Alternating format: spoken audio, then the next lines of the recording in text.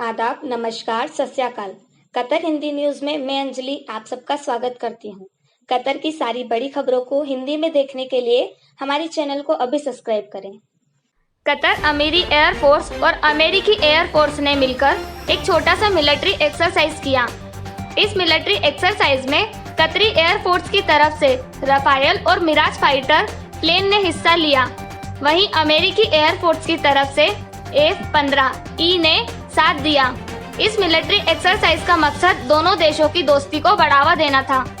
कतरी सैनिक बल ने पहली बार मिलिट्री टैंक गेम्स में हिस्सा लिया है। इस गेम का नाम बैथलॉन है और यह रूस में हो रहा है। टैंक बैथलॉन एक मैकेनाइज्ड मिलिट्री स्पोर्ट्स इवेंट है जिसे बैथलॉन के शीतकालीन खेल के लिए कुछ समानताओं के साथ रूसी सेना द्वारा बढ़ावा दिया गया है।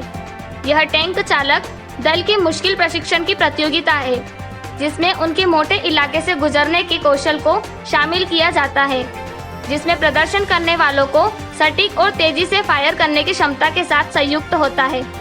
यह खेल 5 सितंबर तक चलेगा और इसमें दुनिया भर से 16 देशों ने हिस्सा लिया है।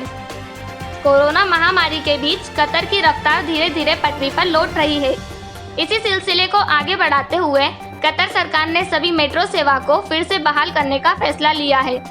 यह सभी सेवा फेज 4 के अंदर बहाल की जाएगी। लोगों को कोरोना से बचाने, जागरूक रखने के लिए पूरे मेट्रो नेटवर्क में 18,000 सामाजिक दूरी बनाए रखने के मैसेज लगाए गए हैं। साथ ही लोगों का तापमान नापने के लिए थर्मल स्कैनर भी जगह जगह लगाए गए हैं। इसके अलावा भी पूरे मेट्रो नेटवर्क में 300 हैंड सैनिटाइजर भी लगाए गए हैं। मेट्रो अथॉरिटी ने यह सभी बातें ट्वीट के माध्यम से बताएं और कोरोना से बचाव के सभी तरीके और उपाय अपनाने का दावा किया। साथ ही समय समय पर मेट्रो को सैनिटाइजेशन की बात भी कही गई।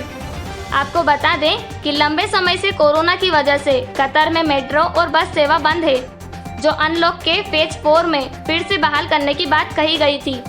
हालांकि फेज 4 की शुरुआत 4 सितंबर से होने वाली थी, मगर सरकार ने यह साफ कर दिया कि जब तक पहले फेज में सभी लक्ष्यों को हासिल नहीं कर लिया जाता, हम अगले अनलॉक की घोषणा नहीं कर सकते हैं।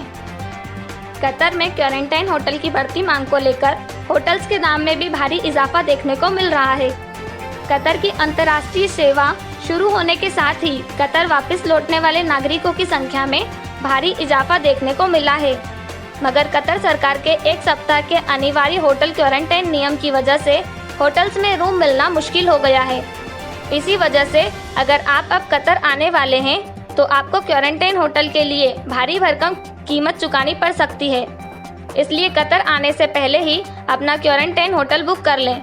साथ ही अब आप अपना बुक किया हुआ होटल कैंसिल भी नहीं कर सकते। ऐसा करने पर आपको अपनी जमा राशि वापस नहीं मिलेगी।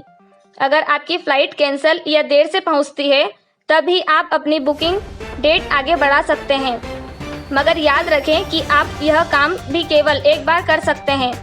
साथ ही लोगों को यह भी निर्देश दिए गए हैं कि वेलकम कतर पर होटल बुक करने से पहले क्वारंटाइन से जुड़ी बातों को ध्यान से पढ़ लें।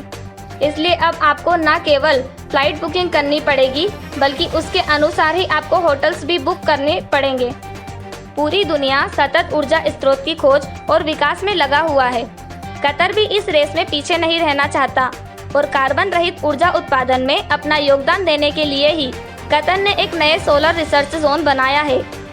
Qatar environment and energy research institute, जो हमाद बिन खलीफा यूनिवर्सिटी का पार्ट है, इस प्रोजेक्ट का नया अंग है। कतर की भौगोलिक स्थिति की वजह से वहां सूर्य की ऊर्जा का अच्छे तरीके से उपयोग किया जा सकता है। बीते जून के महीने से ही पेरिस की संस्थान यहाँ सोलर रिसर्च कर रही है, जिससे सोलर प्लांट लगाने में मदद मिलेगी।